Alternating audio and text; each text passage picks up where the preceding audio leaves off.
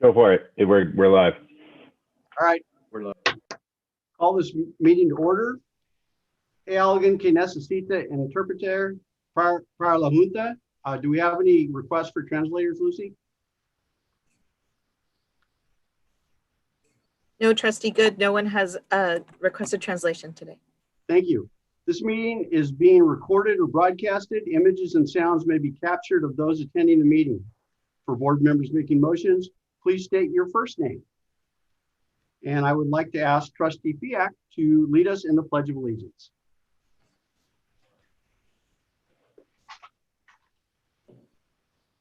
I pledge allegiance to the flag of the United States of America and to the republic for which it stands, one nation, under God, indivisible, with liberty and justice for all.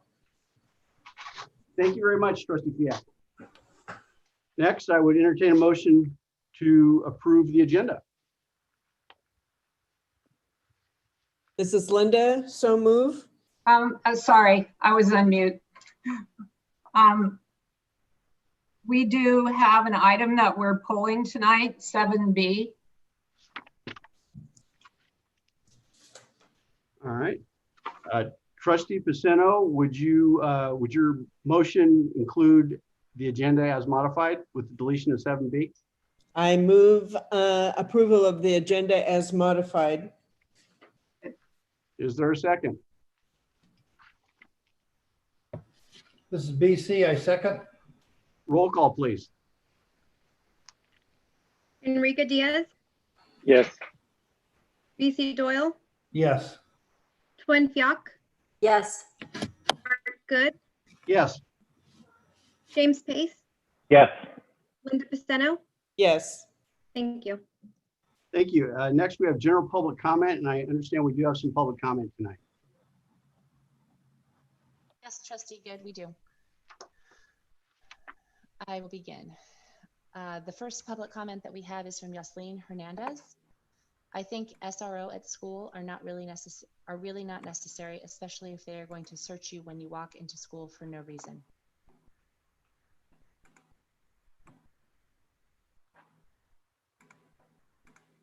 Sorry, I can barely hear. Melanie, are you over? I'm done. Okay. Go The second public comment is Sherry Ragazza. Will community service requirements be adjusted for the class of 2021? The previous adjustment of 5 hours for the spring quarters seems unreasonable now, since many students do their hours during the summer rather than a per quarter basis, and they have lost out on this summer's volunteer opportunities such as the Garlic Festival, rec programs, and more. It remains uncertain when activities will be able to resume, and volunteer opportunities may not become available within a reasonable time for these seniors to complete their remaining hours. I have two. Trustee Good, I messed up my Melanie? assignment, so I'm going to read. Yes. Can you please turn up your volume a little? Thank you. Is that better? Yes. I have two public comments next because I messed up my assignments. I apologize. So I'm going to read two in a row, and then Natalie and I'll be back on track. The next public comment is from Yvette Laptalo. It's my opinion that with the challenges of this school year, only the core classes should be the curriculum for the year. Please do not burden students with PE homework nor any other elective. Foreign language excluded, as it is a requirement for universities. Students are already overstressed. It is too much and unnecessary. Just the basics, please. The next public comment is from Michelle Paulson. Dear members of the board, what a crazy few days, right? I know distance learning was not the ideal situation for any of us, but I want you to know this past week has exceeded all my expectations. No one in the course of human history has done what our educators, students, and parents are doing right now. This is new territory for everyone. Educators are making history. They are rising to the moment as they always have. I am so impressed, but not surprised, that educators in our district created virtual classrooms and reached into our homes and made us feel like we were back to school as usual, regardless of what might be going on in their own lives.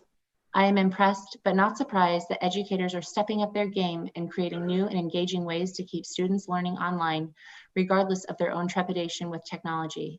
I am impressed, but not surprised, that they work tirelessly to plan for a seamless transition from in-class instruction to virtual learning. As a parent of 4 GUSD students, a junior at CHS, an 8th grader at Brownell, and 2 4th graders at Luigi Aprea, I definitely have a wide perspective of many virtual classrooms across the district.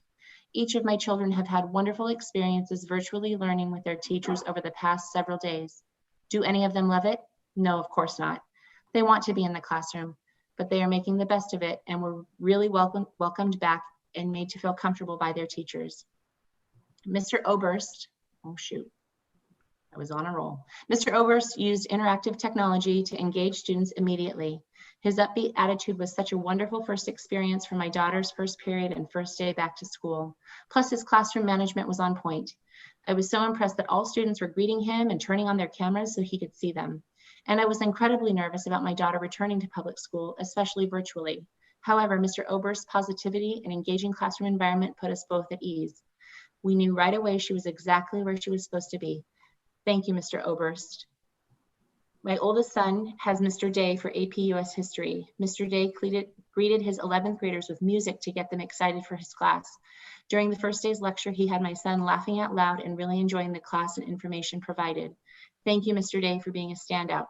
My oldest son is incredibly bright and responsible, so he is ready to tackle distance learning, but he wants to learn and has high standards for what is presented. He was impressed with his teachers and the way they are presenting the instruction online. My youngest two are students in Miss Yaffe's and Mrs. McCary's classes at Luigi Aprea. They were both eased back into the learning environment.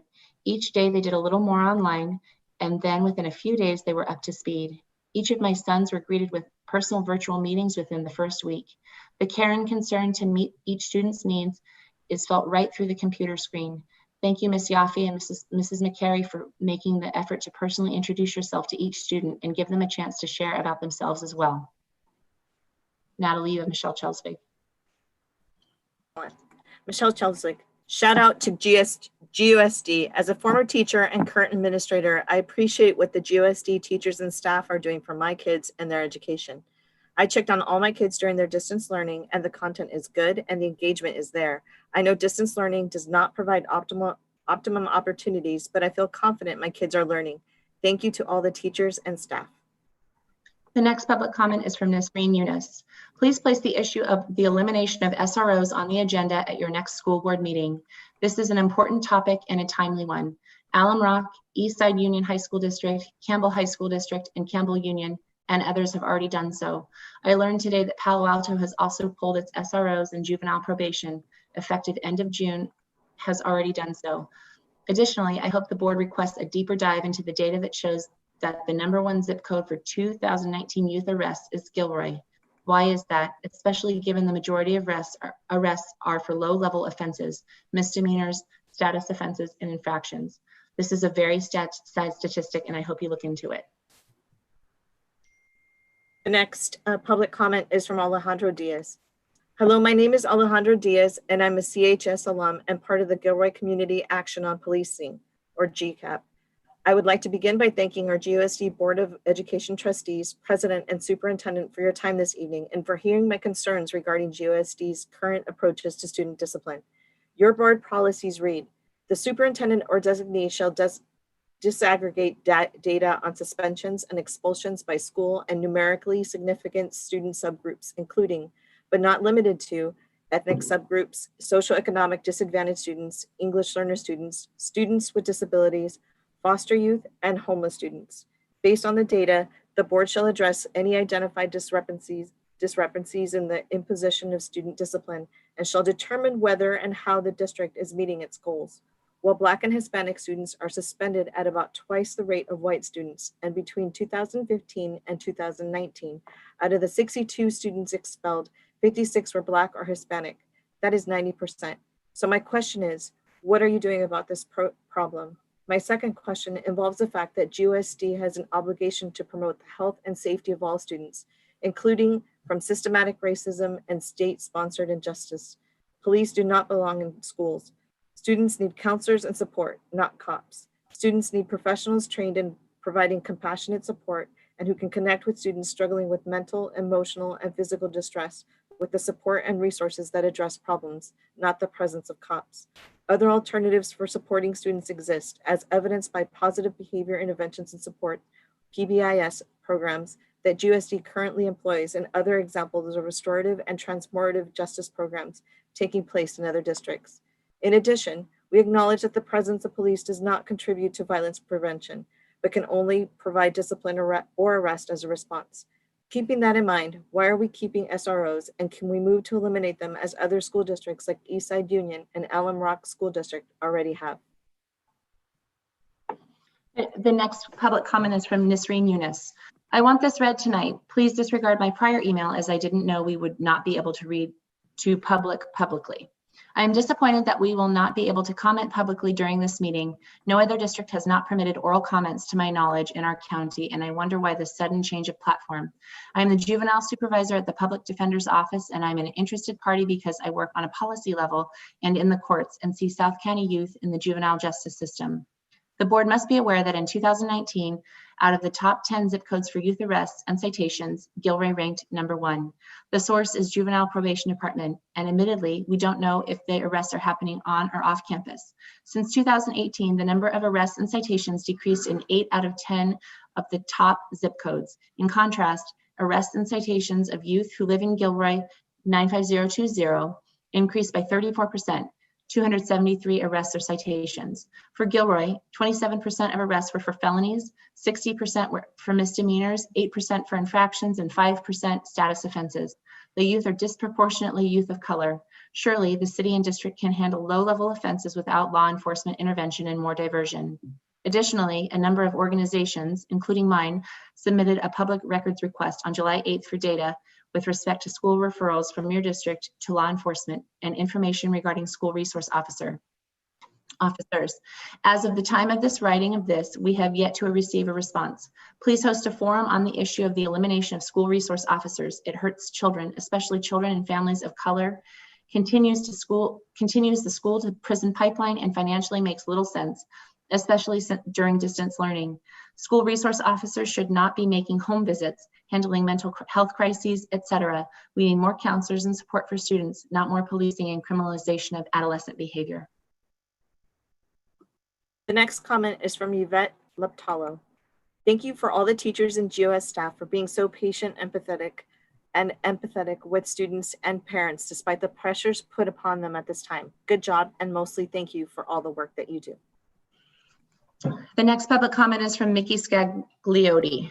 Dear GUSD Board of Education Trustees, President and Superintendent, my name is Mickey Sagliotti and I am a GUSD parent. Thank you for your time this evening and for hearing my concerns regarding GUSD's contract with Gilroy PD for school resource officers, SROs. GUSD has an obligation to promote safety of all students, including from systematic racism and state-sponsored injustice. It is vital that GUSD recognize its own policies and procedures that perpetuate the opposite. Police do not belong in schools. Students need counselors and support, not cops. When the youngest of my 5 children put in a request to see their middle school counselor last year and had to wait 10 days before being called in, there is a problem. That tells me that the needs of the already struggling students are not being met. I know my child was not the only one waiting far too long for help. We know that the presence of police officers in schools creates infrastructure for at-risk youth to be funneled into youth and adult prisons. GUSD must end its participation in the school to prison pipeline by committing to permanently removing SROs from schools. SROs on campus create a culture of fear for Black and Brown students who are disproportionately affected by police violence. From a recent report from the Santa Clara County Probation Department, Gilroy has continually been one of the highest zip codes for youth arrests in the county. Why would the school district want to contribute to that? I trust you will take this to heart. Our kids are counting on you to put the money where it will be used best in support of our students. Please cancel the SRO contract and put the GUSD cost portion of $236,856.83 towards support services that actually benefit the children within our community. Thank you, Mickey Sagliotti. The next comment is from Rebecca Armendariz. Gilroy's zip code has the most juvenile arrests of any zip code in Santa Clara County in 2019. In 2018, Gilroy had the most juvenile misdemeanor arrests in the county. Unsurprisingly, these arrests are disproportionately of Latino students. Is the school district part of the problem or part of the solution? Does GUSD feel confident that they're doing everything in their power to address this problem?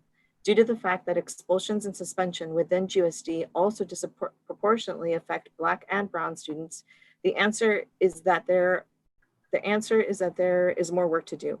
How often does the school district call the police to handle a disciplinary matter that should be handled by the school administration? How often do we treat children like criminals? How often do we seek to punish instead of treat? How often is it more important that the adult is right than the student is heard and cared for? We need resources and services for our challenged young people, not an easy to use on-site officer to arrest them and jumpstart their involvement in the criminal justice system when what they really need is positive attention and diversionary activities. The next public comment is from Desiree Villasquez. Hello, my name is Desiree Villasquez and I'm a student. I'd like to send my thanks to the GUSD Board of Education trustees, president, and superintendent for your time this evening and for hearing my concerns regarding GUSD's current approaches to student discipline. Discipline, suspension, and expulsion. Your board policies read, the superintendent or designee shall disaggregate data on suspensions and expulsions by school and by numerically significant student subgroups, including, but not limited to, ethnic subgroups, socioeconomically disadvantaged students, English learners, students with disabilities, foster youth, and homeless students. Based on the data, the board shall address any identified disparities in the imposition of student discipline and shall determine whether and how the district is meeting its goals. While Black and Hispanic students are suspended at about twice the rate of white students, and between 2015 and 2019, out of the 62 students expelled, 56 were Black or Hispanic. That is 90%. What are you doing about it? When you expel a student, you are telling them that you cannot help them, that the school system has given up on them and that there is something wrong with them. And your job as educators and public servants is to fight for children, not give up on them. Rather than using expulsion or similar punishment to abandon the duty of helping students achieve their greatest potential, you must work toward transformative approaches to safety and justice that support the needs of all students. Permanent removal of school resource officers, SROs. GUSD has an obligation to promote the health and safety of all students, including from systematic racism and state-sponsored injustice.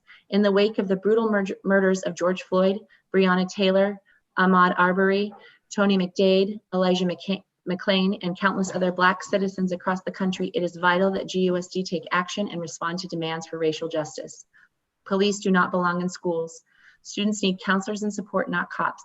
Students need professionals trained in providing compassionate support and who can connect students struggling with mental, emotional, or physical distress with the support and resources that address problems, not the presence of cops. We know that the presence of police officers in schools creates infrastructure for at-risk youth to be funneled into youth prisons and create conditions that GUSD must commit to in ending its participation in the school to prison pipeline by committing to permanently removing SROs from schools. Implicit in the role of SROs is the potential to be arrested at any time, which creates a culture of fear for Black and Brown students who are disproportionately affected by police violence. Other alternatives for supporting students exist, as evidenced by positive behavior interventions and supports, PBIS programs that GUSD currently employs, and other examples of restorative, transformative justice programs taking place in other districts.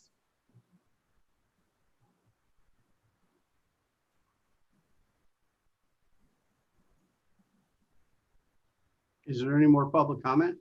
Yes, there are more. Sorry, I'm catching my breath. The next comment is from Jeffy Khalsa. My name is Jeffy Khalsa, and I'm a member of the San Jose Unified Equity Coalition. Thank you for the time to hear my concerns regarding GUSD's current approaches to student discipline. We know that the presence of police officers in schools creates infrastructure for at-risk youth to be funneled into youth prisons. This is a travesty, and GUSD must commit to ending its participation in the school to prison pipeline by committing to permanently removing SROs from schools. Instead of police on campus, students need professionals trained in providing compassionate support and who can connect students struggling with mental, emotional, or physical distress with the support and resources that address problems. Thank you. The next public comment is from Jacob Yoderschrock. Firstly, I'd like to thank the board trustees, president, and superintendent for your time this evening. I'm Jacob Yoderschrock, a former GUSD student who graduated from CHS in 2017, and a member of the Gilroy Community Action on Policing, GCAP, a local group seeking transformative changes in Gilroy's approach to public safety policy.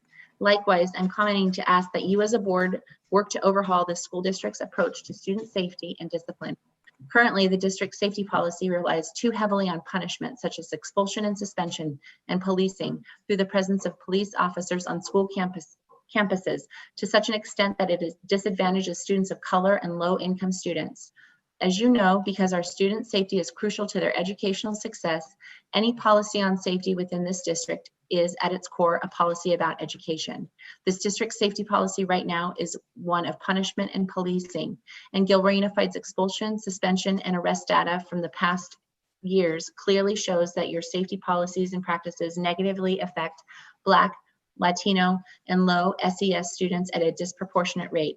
In the last 2 years, students in all three groups were expelled at more than twice the rate of white or non-low SES students.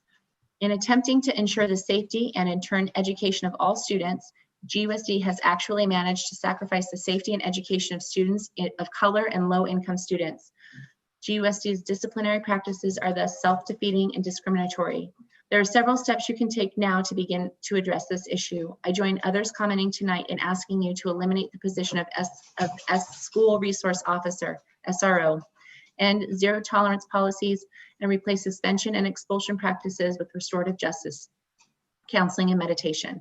I look forward to continuing this conversation with you at the next board meeting. The next public comment is from Kai Garcia.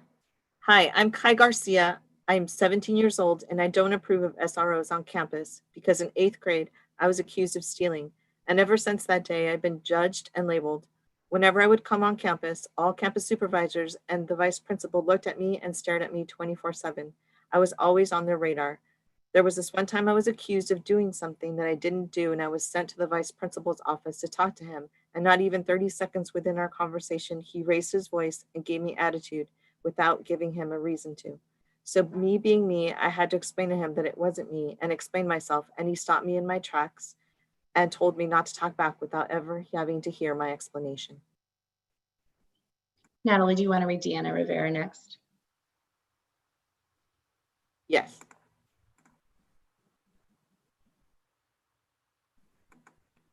The next public comment is from Deanna Rivera. I'm on mute. Okay. Hi, my name is Deanna Rivera. I'm 17 years old and I do not approve of SROs being on campus because of my experience my friend had. She overdosed on campus, and instead of seeking medical attention for her, they handcuffed her, and the SRO kept her detained because they discriminated her because she overdosed, and they said she was the one selling drugs when she had gotten them from another student. The next public comment is from Kristen Woodegner. As the mother of a disabled daughter of color in the Gilroy Unified School District, I'm afraid of the disproportionately negative impact school resource officers have on marginalized students. We know that the presence of police officers in school creates infrastructure for at-risk youth to be funneled into the school to prison pipeline. I ask the board to commit to permanently removing SROs and direct these funds directed towards special education and other student supports. Students need professionals trained in compassionate service provision who can connect struggling students with the appropriate resources. The next public comment is from Leanna Rivera. The SRO shouldn't be on campus because they are not there to make us feel safe, and they should be there to be our mentors and help us with our problems. The next public comment is from Karina Hernandez. My name is Karina and I am a sophomore at Gilroy High School. I do not support school resource officers on campus because I had an experience where the police were called on me based on a case of mistaken identity. The actual student that committed the act was white and she wasn't approached or accused at all. I was then searched and suspended, after which the school resource officer threatened to give me a criminal record and regularly would search me randomly whenever he saw me. They promote racial profiling and stereotyping, even sending officers to my home. I am a good kid with no previous history of discipline. They chose to suspend me.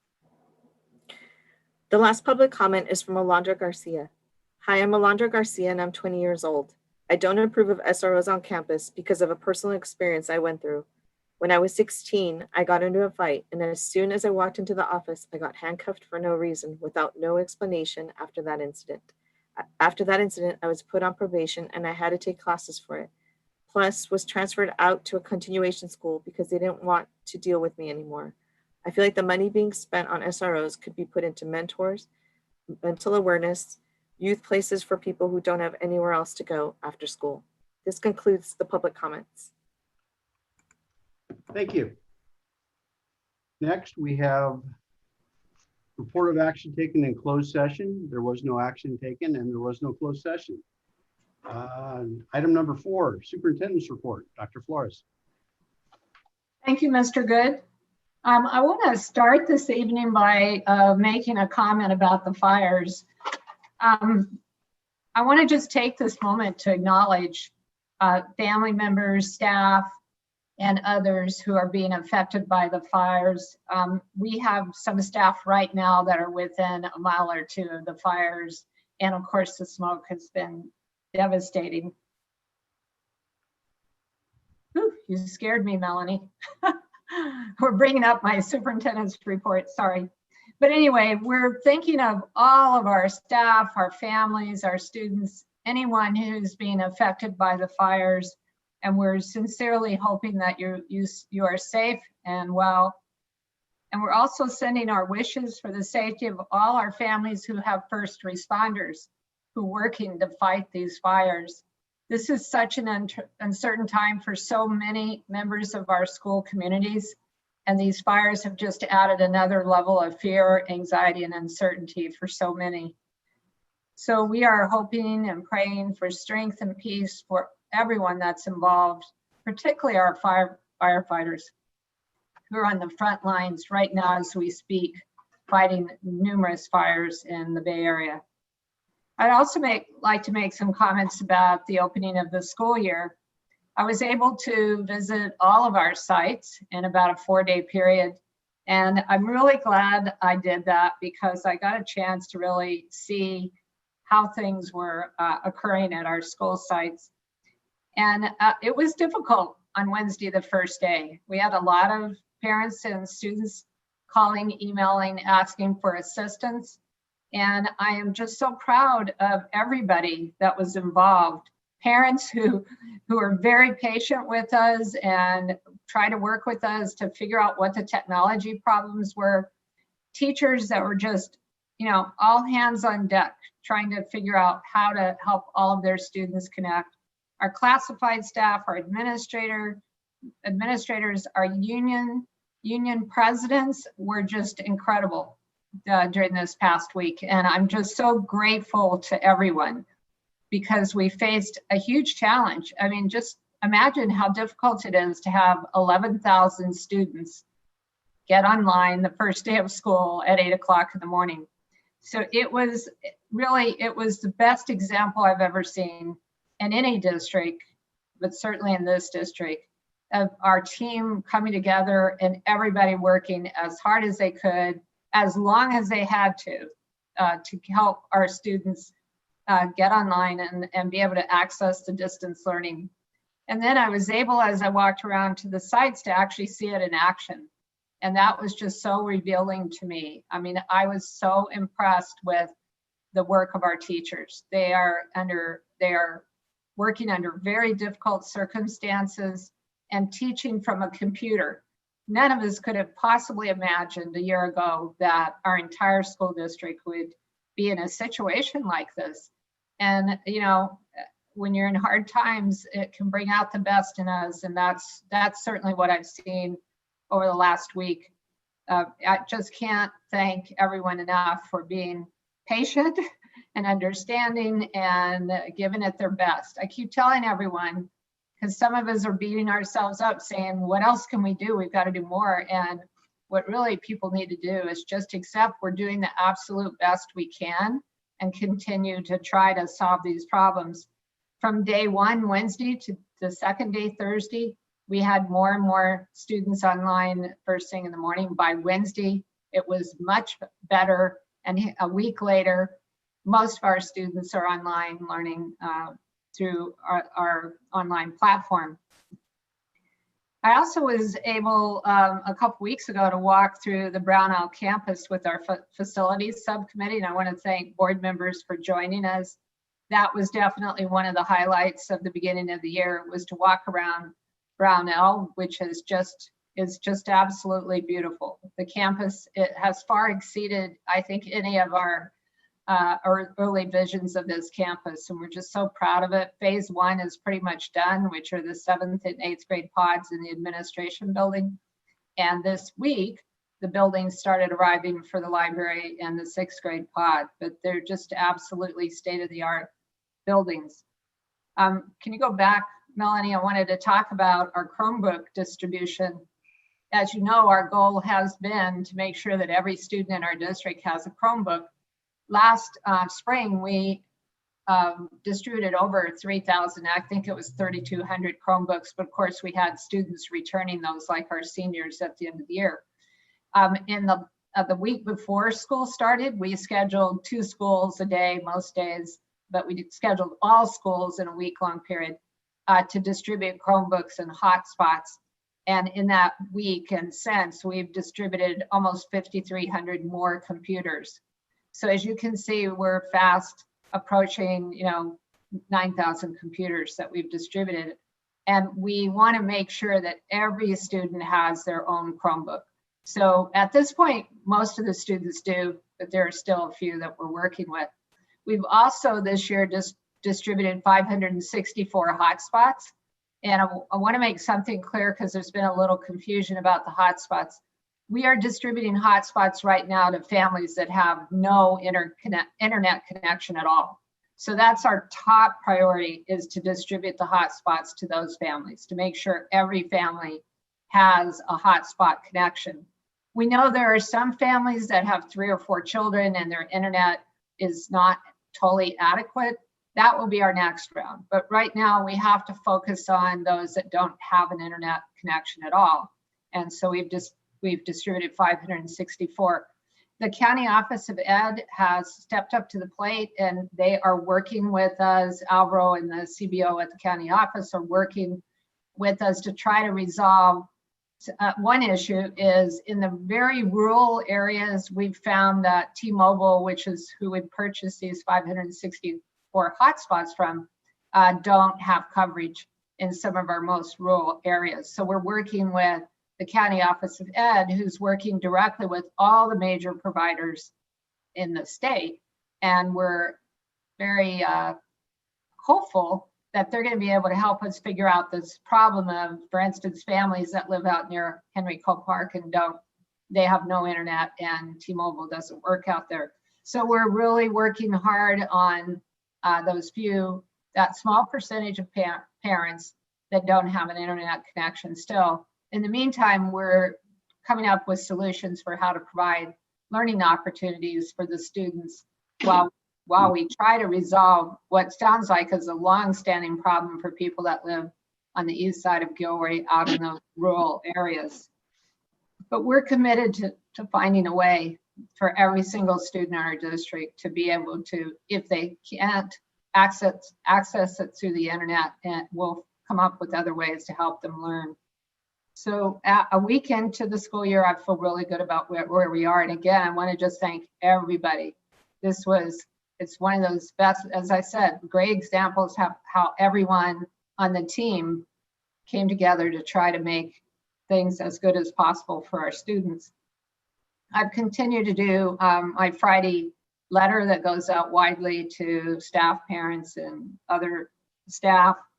And I started my fall site visit schedule. As you know, I've joked with you before about I wasn't sure how we were going to accomplish site visits with distance learning. Luckily, I started with GECA on Tuesday, and Sonia Flores, the principal, no relation to me for the public. Sonia had given it a lot of thought and came up with just a great plan for how to make the site visit work. And I'm going to encourage all of you to join me at least on visits for your assigned school site, if the board could join me, because it really worked quite well. We went in classroom. As you know, teachers have the option to work at home or work at the school site. And it depends on the school site. Some of them have as many as 50 or 60% of their staff on site. At GECA, there were 4 teachers on site and the rest were at home. So we actually visited the classrooms of the 4 teachers that were on site and listened to them teach, even from a distance of certainly more than 6 feet, usually about 15 feet, observed the teacher on the computer actually teaching the students, and even said hello to a number of the classes. After we visited those 4 that were actually on campus, then we went to the NPR, and Sonia displayed on a large screen each of the other classes where the teachers were teaching at home. So we were able to drop into every single GECA student teacher's classroom and actually observe the teaching. So I felt like after I left that it was of almost equal quality to actually having all the teachers there. As you know, we normally go in as many classrooms as we can and actually observe. Of course, I miss seeing the students and the teachers there for real, but this certainly worked from the standpoint of visiting classrooms. And Sonia Flores used our instrument that, you know, we've used to, as we do our walkthroughs, we have an instrument, and she used it. So it felt a lot like a site visit that we would have done in the past, given the changing circumstances. So just to let you know, we are visiting the high schools right now. So I started with GECA. Gilroy High is on August 25th. These all start at 8:30. Mount Madonna on August 27th, and Christopher High on September 1st. Then we're going to go to the elementary schools and do the elementary visits after that. So we've sent you, the board, the schedule, and just let me know if you want to join me on those site visits. I've had a lot of meetings this month. Probably what's becoming one of the most exciting meetings is our South Valley Planning Committee meetings, where we're actually coming up with the design for the new South Valley School. This is where we were 3 years ago with Brownell, and look where we are today. So it's very exciting. We have 2 preliminary designs that we're going to be discussing in our next meeting and trying to come up with choosing one of those. So that's very exciting. I wanted to let you know that I've continued to meet on a weekly basis with all the superintendents in the county. We started this back in February. We were meeting twice a week through the summer. We've been meeting once a week, and every one of those meetings begins with the public health department giving us a report on the numbers and what our county is experiencing as far as it relates to COVID-19. It's been an invaluable process and well worth the time on a weekly basis. And then of course, I have a lot of other monthly meetings, as you know, that I attend. I am going to be reconvening what we called our Fall 2020 Planning Committee. As you know, we met in May and June and July. And I want to reconvene that committee so we can start planning for hopefully someday having students back on campus. We did a lot of that planning already, but now we want to begin to revise and update that plan. So I'm going to be reconvening that committee. And then one thing that's really important right now is that, as you know, at the September board meeting, we have, at both September board meetings, we'll present to you the LCAP plan, which it's the same letters, but it stands for now the local, it's not local control anymore, local continuity attendance plan. They kept the same letters. And I know that's confusing. I see Mark shaking his head. But anyway, by the end of September, we have to submit this new plan to the state, actually to the county, and they present it to the state. And it requires input from all our stakeholders. So we've scheduled parent meetings. I just listed everything up there so you can see it. And I know some of you attend some of these meetings, so you will also be there.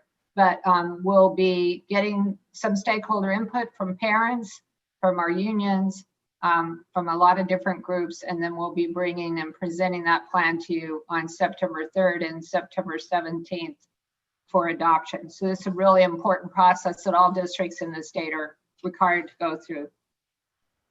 And is there another slide, Melanie?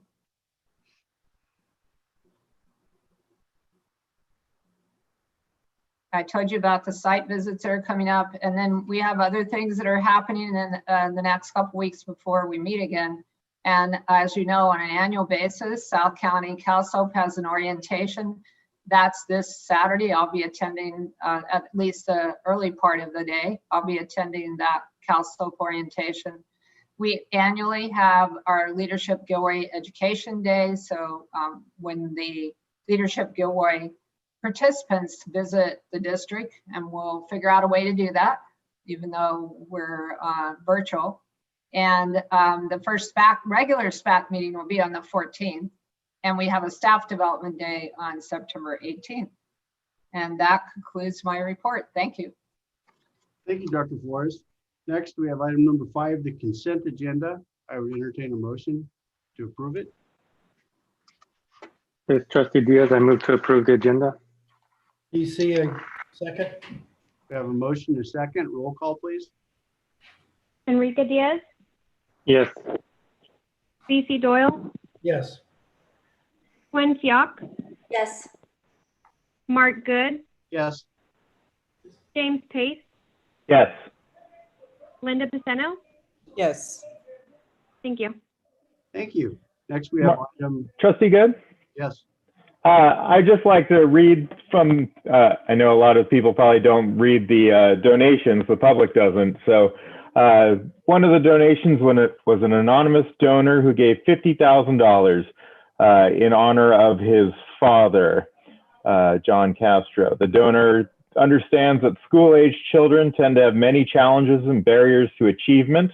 To help students access essential items such as clothes, learning tools, and technology, a donation of $1,000 is to be allocated to 50 of GUSD's migrant education program families. That's wonderful, and I think that should be recognized, so thank you. Yeah. Great. Thanks for bringing that to our attention. Next, we have item 6A, adopt the 2021-22 budget development calendar. Mr. Meza. Thank you, President Good. Good evening, board. Good evening, superintendent and members of the public. We just kicked off the school year, as our Dr. Flores superintendent mentioned, yet we do have to start early in our budget development process to take action tonight on our budget development calendar for next year. So a lot has to happen between now and then, obviously, and that's really the point of establishing these timelines early so we can make appropriate adjustments to our district operations to shape next year's budget. The roadmap has, the checkpoints along the way. It was included in your packet, but basically in September, the very next meeting on the 3rd, we'll provide you with enrollment levels for this year. By the second meeting in September, we'll come back to you what we call the unaudited actuals, really the financial data for the prior year. And then we'll forecast that going forward for the 2 subsequent years, looking at actual enrollment and projected enrollments. And then later we'll start to revamp these projections, looking always at the multi-year. And we really have to continue our discussions on budget reductions to offset declining enrollment. We'll be having these conversations early. They'll start off as placeholder budget reductions that will start to be just that, placeholders for the beginning for the next 2 subsequent years. And then we'll keep fine tuning these into actionable items for the board to take action by next February for the following fiscal year. As been discussed, we will be coming to you in September as well with a draft of the learning continuity plan, as just discussed, the new LCAP. And finally, we'll adopt that plan in the second meeting of September as well. The later part of the calendar year, the budget development calendar is undetermined in terms of the set date because the organizational meeting coming up in December will determine what those board meeting dates are for January 2021 through June 2021. So again, this is just establishing a roadmap for us as we kick into gear, already planning for next fiscal year. Thank you, Mr. Mesa. And reading the tea leaves, we believe, based on what we know now, that 2021 to 2022 is going to be much more draconian than what we've currently experienced. I certainly believe so, because our declining enrollment doesn't seem to have been letting up. I think certainly the COVID-19 has impacted many school districts. We're not immune to that. We certainly looked at our birth rates long before COVID happened. And I think just the economy, COVID impact on our school district, the kinder levels to be particularly in specific, the kinder levels that we're seeing are just down significantly, decrease from even projection levels. And we had anticipated a decrease of over 150, but those kinder projections and the current kinder class that we're seeing is a lot smaller than in the past. So we had projected 692 kinders. We're looking at about 580-ish kinders. Obviously, when we look through a K-12 system, our footprint is going to continue to shrink, and so is our funding. Thank you, Mr. Mesa. Are there any board questions or comments? This is Trustee Diaz. Trustee Diaz, please go ahead. Thanks, Mr. Mesa. There's usually a date like in early October, I want to say like the 5th, where you establish the actual enrollment for the year. Is that described in this outline, or do you take it into account? Or will it be a different day because we're on distance learning now? No, thank you, Trustee Diaz. So the CBETS day, I believe, is what you're referring to. That is always set, thank you for pointing that out, is the first Wednesday in October. And so this is going to be October 7th. So it's always the first Wednesday in October. For the benefit of the public, that is always the snapshot that we take of our enrollment. Enrollment fluctuates day to day, as you would anticipate, but that critical first Wednesday of October, we take a snapshot of that. And then throughout, believe it or not, series of months, we finalize that data, clean it up in terms of concurrent enrollments, all the information that happens. We clean that data up to make sure every student is counted once. We gather some demographic information, we send that over to the state, and that critical window then becomes our official enrollment for every single year. Thank you for that question. Thank you. Are there any other board comments or questions? Seeing none, this is an action item. This is James. I move to approve. PC, I second. I have a motion and a second. Roll call vote, please. Enrique Diaz, Yes. BC Doyle, Yes. Gwen Fioc, Yes. Mark Good, Yes. James Pace, Yes. Linda Paceno. Yes. Thank you. Next, we have item 6B, monthly district cash flow update, August 2020. Good evening, Board President and board members, Superintendent Dr. Flores. And let me share my screen here. Can you see that okay? Yes. Okay, great. So I'm bringing to you tonight the monthly cash flow, and this is our unrestricted and restricted funds. And it's just going to be focused on July actuals, and the rest is our best projections at this point in time. So the beginning cash balance is a little over 26.8 million. And then you have your revenue for July, which is a little over 2.8 million. Our cash outflow, all of our expenditures, payroll and so forth, is a little over 1.8. And if you look down at the bottom, the total compensation for class 5 certificated, everyone's statutory benefits, health and welfare, is a little over 1.5, which is 87% of the total expenditures for that month. And in the end of July, we had a little over 29 or almost 30 million as our cash balance. I wanted to also emphasize that we are now working, business services is working on closing the 1920 fiscal year. And I'm also adding carryover and fund balances to the 2021 fiscal year. And I know that there were questions about deferrals. This particular cash flow, if I go back, it has some deferrals in it, but it doesn't have the ones where they're talking about how we're only going to be receiving about 68% of our actual cash for 2021. So I wanted to also point out that we actually just got a TRAN in August about a week ago, after I already pulled reports for this cash flow. It's a little over, it's $5 million, and it did hit in August. We'll pay that back 50% in January and 50% in April. But what we've done also this year, when the deferrals really start to affect us, which is in February, we've also lined it up to where we're going to be taking out another 9 million, which will be deposited in February. We will still go ahead and review and make sure that that's exactly how much we want to pull. And right now, as far as the 9 million that will be deposited in February, the only dates that I have as far as payback will be that for sure it'll be paid back before November of 2021, but I don't have exact months when that gets paid back. And this is just another way of looking at our cash right now. So did anybody have any questions? Kimberly, can you Yes. or Alvaro explain the deferrals? Because the deferrals have already started, is that correct?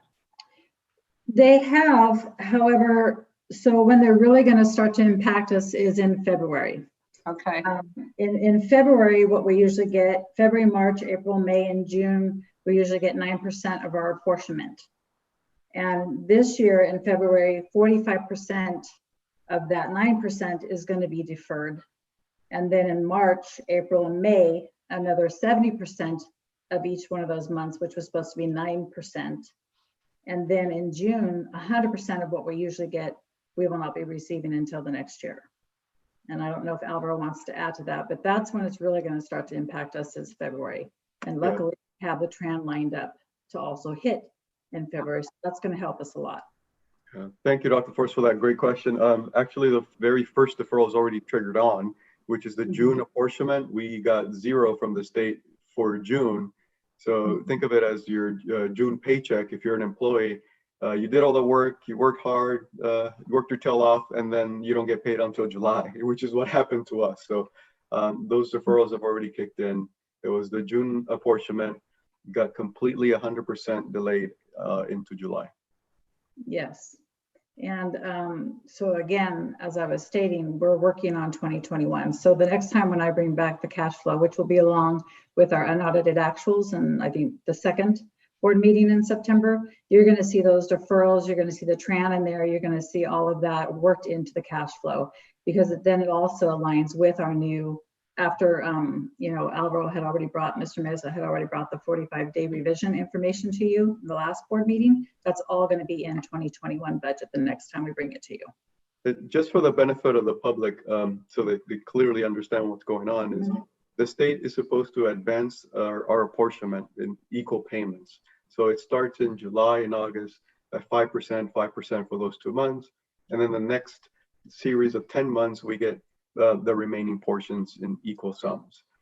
So 9.999% times 10, right? And that's how we get our total apportionment. We have to pay our bills regardless, whether we get cash or not. That's why cash is so critical. Our bills come due, we pay them, okay? But the state has this year exponentially increased the deferrals that we had anticipated in May, which is Kimberly's point. Some of them have already been incorporated, but because of the revised budget, essentially doubled those deferrals, absent any additional federal stimulus package, then that's the last piece of adjustments that we have to make to this cash flow. Trustee Pizzuto? Either Kimberly or Alvaro, could you explain for the public what a TRAN is? So a TRAN is a temporary revenue anticipation note. It's pretty much we're borrowing, we're taking out a loan. Between the TRAN premium and the underwriter's discount, I believe it's going to be around $40,000 for us to take out this particular TRAN. A TRAN is essentially a credit card we use. Exactly. Yeah. Basically. And we do that, again, for the benefit of the public, to fluctuate the receipts or when we get in the tax revenue for property taxes. So they come in huge chunks, typically in December or in April. So we just can't wait to pay our bills till December and April. That's why we get this temporary revenue and anticipation note, which we received, as Kimberly mentioned. So then we can pay out our bills, making sure that we have enough cash to meet our obligations. And then once in April, when we see the second big wave of property taxes coming in, then we're fully done repaying that back. Yeah. It's not like a credit card in that the interest rate isn't exploitative like credit cards are. No, we've already, that's Already at all. Still borrowing, you still pay interest. Yeah. It's So a with really all, good, it's a really good credit card. yeah, and with all the uncertainties between the TRAN, between monitoring the cash flow, between they did go ahead and make it to where we're able to actually borrow more from other funds if we had to, temporary borrowing, and just, keeping track of the cash flow as close as possible, I think we're in good shape. Yeah, so, I mean, we're doing good because we have a great financial team, at least in terms of keeping all the balls in the air. But the state's back to the regular game plan it's been involved in for decades. Right. Deferrals are nothing new. This Proposition 98 guarantee, no, it's no good. Oh yeah, we owe you the money. We're going to defer it. We're going to pay you someday. And I think the last time they got caught up, how many years, Alvaro, were they behind? 7 or 8 years? Yes. Yeah. So under Governor Brown, I think all that was caught up. We didn't have the deferrals. Everything was great. And now we're doing the same thing again. So, okay. Yeah. Everybody else has to pay their bills except the state because they owe it to us. So To be fair, the economy did collapse. Blah, blah, blah. Any other board comments or questions? Seeing none, this was an information item. Thank you, Mr. Meza. Next, we have item 7A, monthly facilities and maintenance update. Well, good evening, Dr. Flores and President Good and members of the board. I will commence with our monthly facilities and maintenance update. Let's see, we are not sharing quite yet. There we go.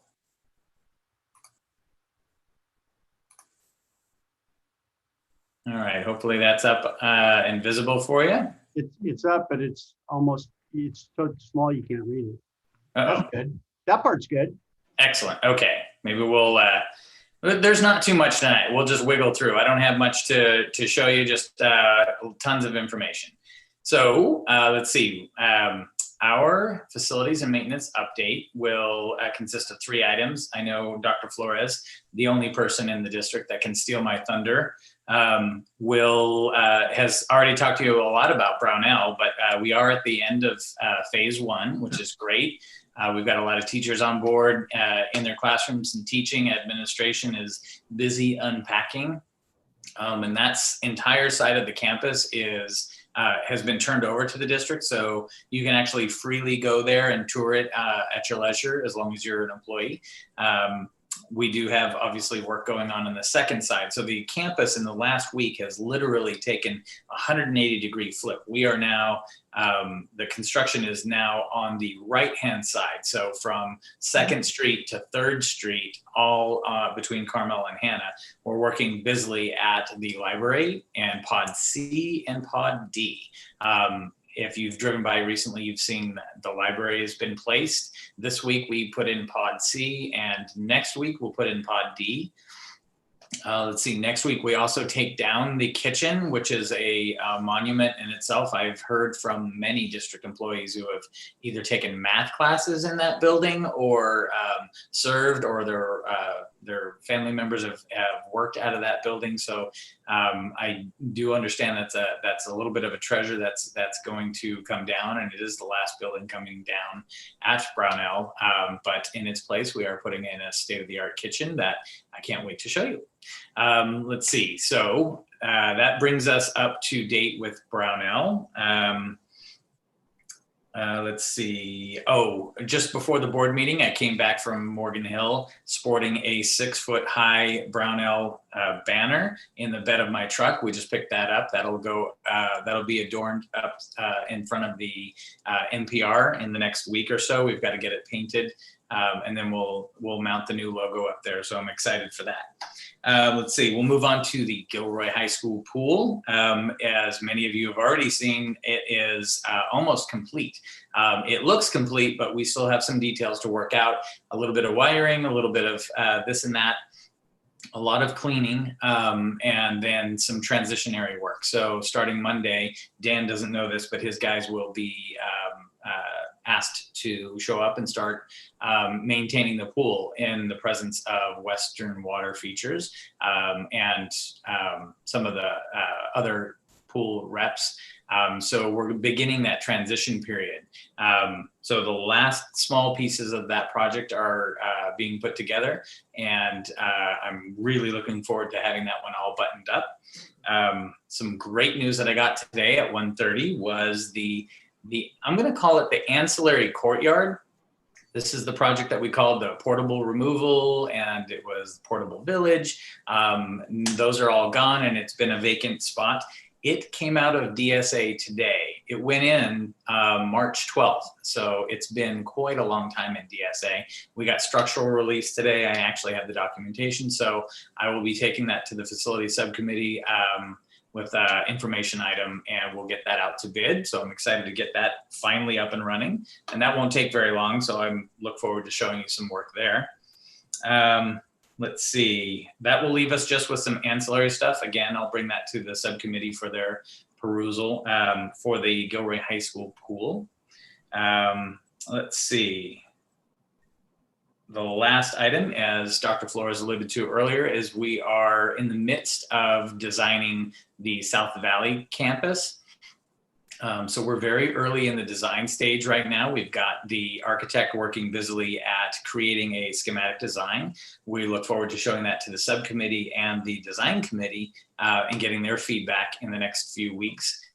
And then from there, we really start to refine and really build out the campus as it will be. In that process, we have what we call an RFP, or request for proposal, or request for qualifications. That's a document that interested contractors give us to bid on the project, and that's out in the field right now. As many of you know, the scoring sheet for the RFPs is due tomorrow morning, so please get that back to me. And we will be doing interviews on the 26th and hope to bring to the next board meeting our recommendation for the contractor for that job. And it'll be the contractor and the architect working hand in hand over the next year to really give us a world-class campus. So can't wait to give you more information on that. Let's see, I think that except for the last few items, so item 7B is being rescheduled for the next meeting, but item 7C is the approval for additional installations of Quovo with Quovo Solutions. So Quovo is helping us install what we call access hardware for the gates at Brownell. These are the metal gates that students enter and exit going into each pod. The gates, as I was explaining earlier, they're a culmination of many different trades coming together. So there's not really one overarching, and we as the district had decided that we wanted some access hardware. This enables teachers and most importantly, administration to be able to lock gates with a push of a button when they know an emergency is in place.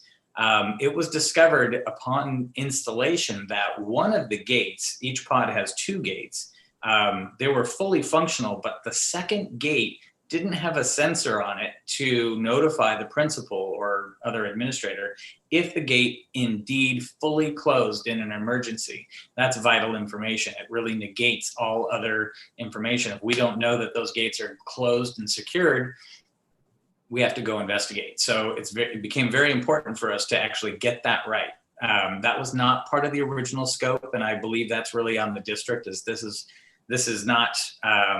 was not part of the original scope. It wasn't part of the architect's scope or the builder's scope, and this is part that the district was managing. So internally, we didn't see that we needed these sensors until it was brought to our attention by the installer. Luckily, they worked out a great system where they're helping us bridge that during their current installation. Once this gets approved, they'll be able to slide the secondary sensors into place, and we'll be done with the installation of all the access hardware. The last item I have before we turn it over to Dan, the man, is it's Dan's 8th anniversary here at GUSD, and the man works crazy hard. So hopefully we can all congratulate him. And with that, I will hand it over to Dan, the man. Well, thank you so much, Paul. Tonight, I will do my items first before I do a quick update. I have 2 items for you. One is 7D. approval of contract with MBS Engineering. They're the gas specialty company that has done so much tremendous work for us over the last several years. We had them out at Gilroy High early in the year to do a regulator repair. And while they were there, we asked them to do a complete survey, an extensive survey of the entire gas system at Gilroy High. They have some very sophisticated equipment that can detect even the most minute leak. They did find 2 minor issues that need to be corrected at the F1 building and the BE building. Those areas were isolated until we could repair them. We were going to do this probably around March time, but with the COVID crisis, this got put on the back burner. It's not an emergency status repair, but it should be corrected soon before we have the potential of students and staff fully occupying the site. So the cost of those 2 repairs is $25,085.15, and that's to be funded through RRM. The next item I have is approval of contract with Valves Plumbing and Heating for the replacement of 2 older HVAC units at Mount Madonna. These are on the admin building and room 12, which also serves as a food servery. These have been quite a problem for the last several years. They're very old units. Some parts are available, some are not. The main unit in the admin has gone down twice in the last 3 weeks. We have some makeshift cooling things in the office right now, so this would be very welcome by the site to get these taken care of. Currently, there are funds available through Prop 39 to get this taken care of at no cost to the district. So the cost of that to be funded through Prop 39 is $34,946. And just to give you some perspective, if we were to try to repair 1 unit in-house, the parts alone are almost in excess of $5,500 right now. And then Paul, if you could go, I'll give a quick update of what we've been up to. If you could, you're driving, thank you. Sure. Let's see if I can get there. Okay. There we go. There we go. So our main project that has been outsourced, and thank you again for AJ Oxley and Sierra Construction for correcting all the defect and damage on the rafter tails at Luigi. Luigi School is just about completed with a new exterior paint, very high grade paint job. This is the same color scheme as was selected for El Roble. And actually the quality of the paint that we are using on this, the contractor upgraded the quality of the stucco paint to an elastomeric paint, which will save us another paint job for probably another 10, 15 years. Is there another one there, Paul?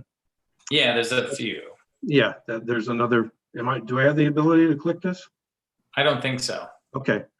This is another view of the paint in progress. It was delayed a little bit over the summer with some COVID issues, but they're back on track and we're moving along. Very happy with the quality of the work that they're doing. And that's the portables completed. The only thing we have to do is put the numbers up. We did have 1 step backwards yesterday. In the front of the school, we had an infestation of honeybees in one of the columns, and stucco had to be removed on a freshly painted stucco column and retrieve the honeybee hive. It's already been patched. 3 or 4 days of curing, we'll be able to continue the repaint of that. But here's another in progress. Very happy with the quality of work. Like I said, the site was in pretty good shape other than the rafter tails. The stucco was really in very, very good shape. So what's happening now will really preserve the integrity of this stucco and the paint for a long, long time.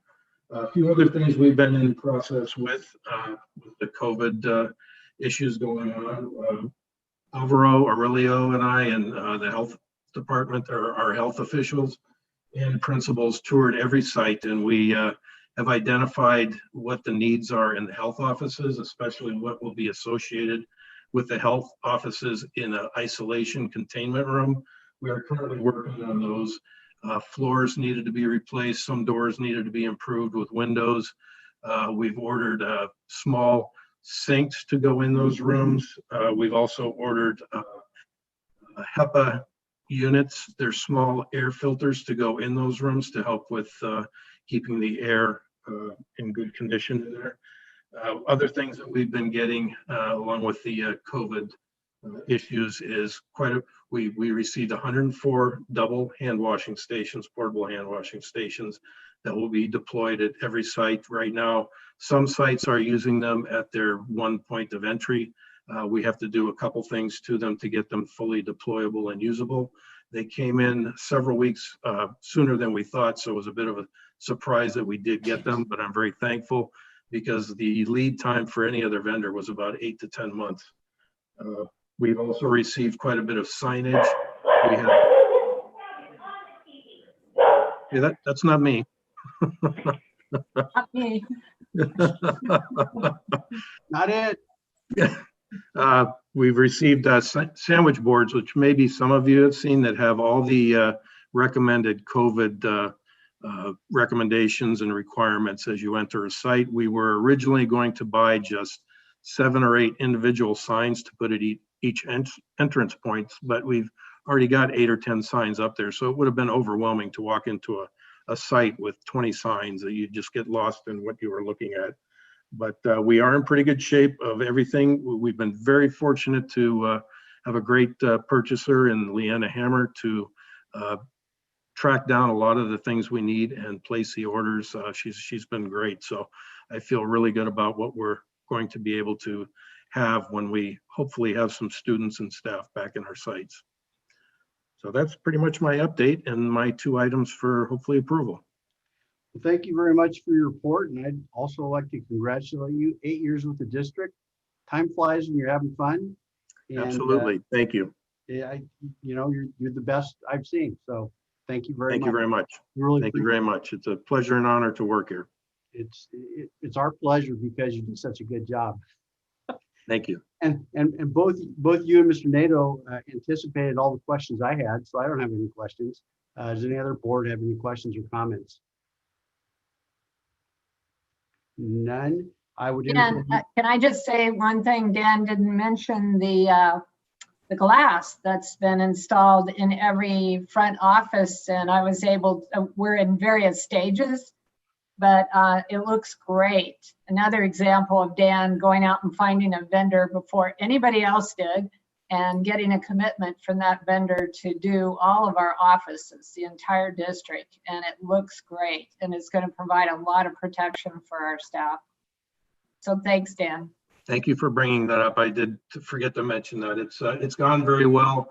It took a little longer to get things in place than we all thought. Everybody needs that type of item right now, so production was a little bit slower in receiving glass, but Morgan Hill Glass has done a phenomenal job for us. And with Alvaro's support, we did purchase 800 plastic shields that are tabletop, approximately 24 inches tall, 30 and 36 inches wide, that can be used. They're already being deployed around the district for multiple applications. So thank you very much. With that, I would entertain a motion to approve items 7C through E. This is Linda. So move. Trustee Diaz, I second. We have a motion and a second. Roll call, please. Enrique Diaz, Yes. BC Doyle, Yes. Quinn Siok, Yes. Mark Good, Yes. James Pace, Yes. Linda Pisano. Yes. Thank you. Thank you. Next, we have item 8, board member reports. Are there any board member reports?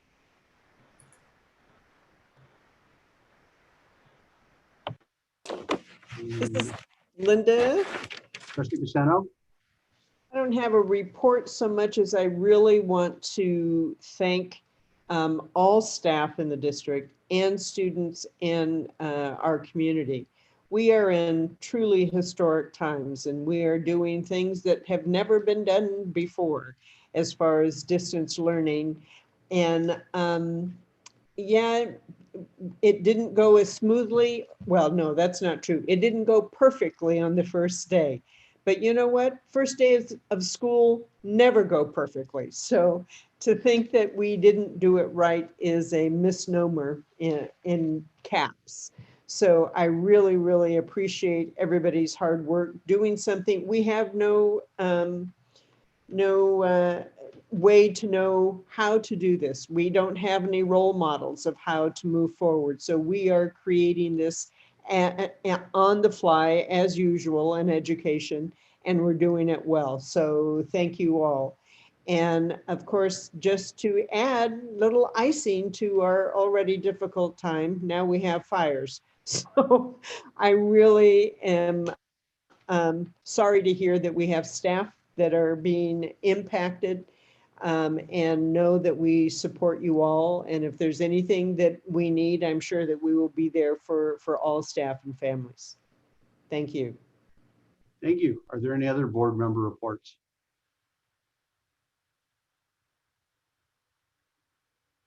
Hearing none. I would like to also echo Trustee Pacino's comments. It's very difficult for the students. It's difficult for the parents. Thank you. It's equally difficult for staff who are going through everything that the parents or students are going through, plus in some cases having to learn to teach in an entirely different manner. But it is tough, and everyone is doing a fantastic job, certainly the best they can.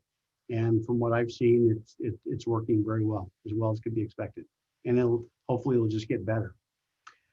Next, item number 9, upcoming and new referral agenda items. Anybody? No, I'm going to self-refer the issue on our volunteer program. That was one comment that came up tonight, and we were thinking this was going to be over when we talked about the modifying it so the seniors could graduate last year. But I think we need to, obviously, I was one of the first people who got this implemented in the first place, but we need to look at it realistically and see how it's going to work under our new paradigm. So I'd like to put that on the board list for talking about sooner rather than later. The community service hours for graduation. That's correct. President Good, that is scheduled for September 17th board meeting. Great. Perfect. Number 10, announcements. The next regular meeting of the Board of Education will be held on Thursday, September 3rd, 2020, via teleconference. Closed session will begin at 5:30, followed by regular meeting at 7 p.m. The agenda will be available on the district's website by 5 p.m. on Friday, August 28th. Thank you all for attending, and the meeting is adjourned. Good night, everybody. Have a good night.